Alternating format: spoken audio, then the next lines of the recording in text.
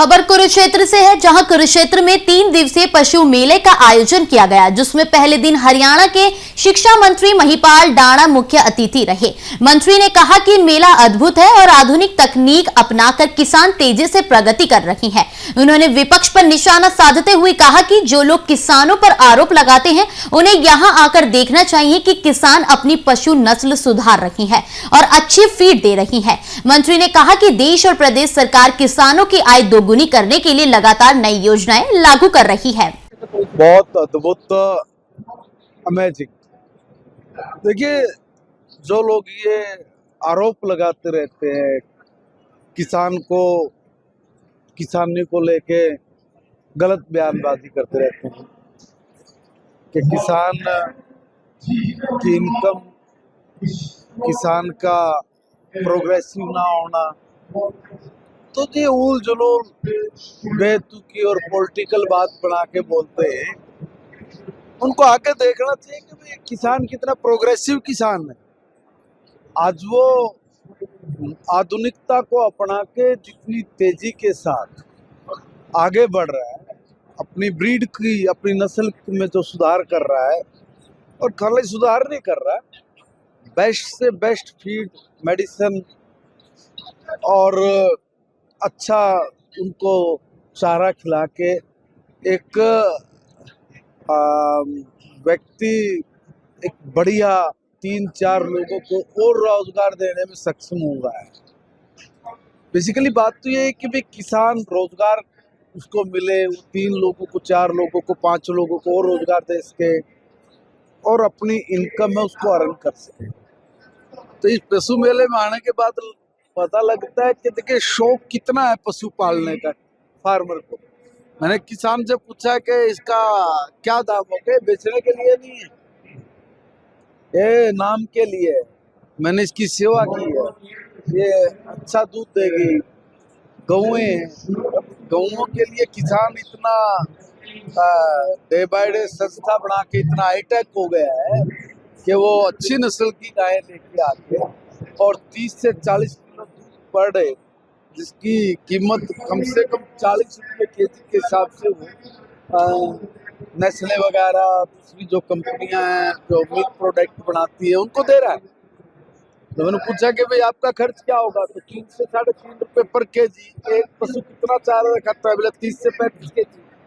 150-200 रुपये तक ये कहता है कि मेरा पर डे का विद लेबर खर्च है, और 40 किलो दूध अगर है तो आप हिसाब लगाइए, 40 गुणा 40 तो 1600। तो आप ये नहीं कह सकते अब कि भाई किसान कोई पुरानी परिपाटी से काम कर रहा है, नहीं, उसमें जागरूकता आ रही है। और ये जो जागरूकता आती है, जो किसान पशुपालन को केंद्र बिंदु रख के जो अपने स्वरोजगार की तरफ जा रहा है, उसके लिए इन मेलों का बड़ा महत्व है। पहले कभी ये मेले लगते नहीं, तुमसे ध्यान है जब 2014 में पहली बार हमारी सरकार बनी तो पहले मेले तो लगते थे, गवर्नमेंट लगाती थी, मगर उसको किसान को आने जाने का किराया पकड़ा दिया,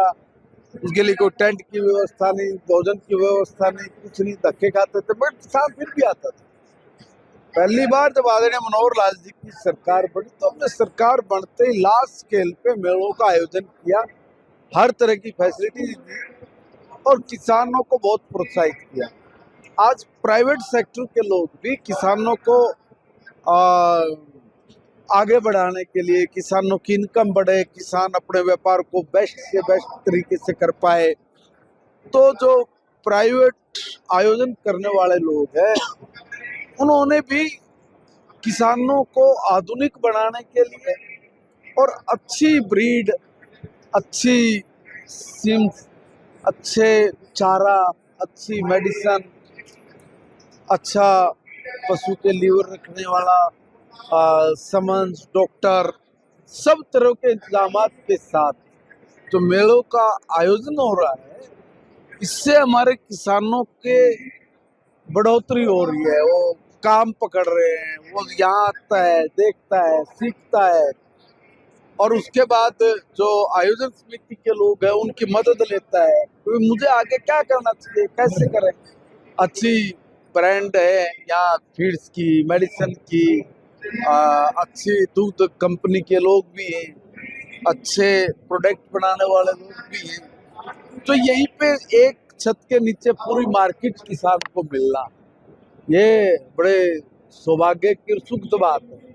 तो मैं मेला आयोजन समिति के लोगों का भी धन्यवाद करूंगा और अपने आए हुए किसानों का भी धन्यवाद करूंगा